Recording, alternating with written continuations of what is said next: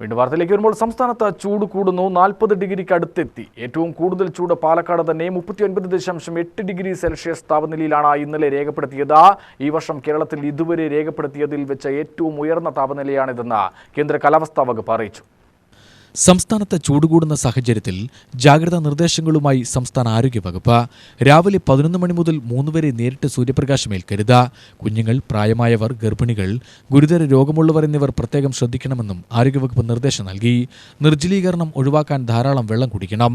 ശാരീരിക ബുദ്ധിമുട്ടുകൾ ഒഴിവാക്കാൻ സ്വയം പ്രതിരോധം ശക്തമാക്കണം. വളർത്തുമൃഗങ്ങൾക്കും പക്ഷികൾക്കും വെള്ളം ഉറപ്പാക്കണം. അമിത മധുരം ചേർത്ത കാർബണേറ്റഡ് ഡ്രിങ്കുകളുടെ ഉപയോഗം കുറയ്ക്കണം. ചൂടിന്റെ കാഠിന്യം കുറയ്ക്കാൻ പകൽ സമയങ്ങളിൽ വീടിന്റെ ജനലുകളും വാതിലുകളും തുറന്നിടണം. വെയിലത്ത് പാർക്ക് ചെയ്യുന്ന വാഹനങ്ങളിൽ കുട്ടികളെയും പ്രായമായവരെയും ഇരുത്തി പോകരുത്. കുട്ടികളെ വെയിലത്ത് കളിക്കാൻ അനുവദിക്കരുത് എന്നിങ്ങനെയാണ് ആരോഗ്യവകുപ്പിന്റെ നിർദ്ദേശം. UTV news, Palakkad.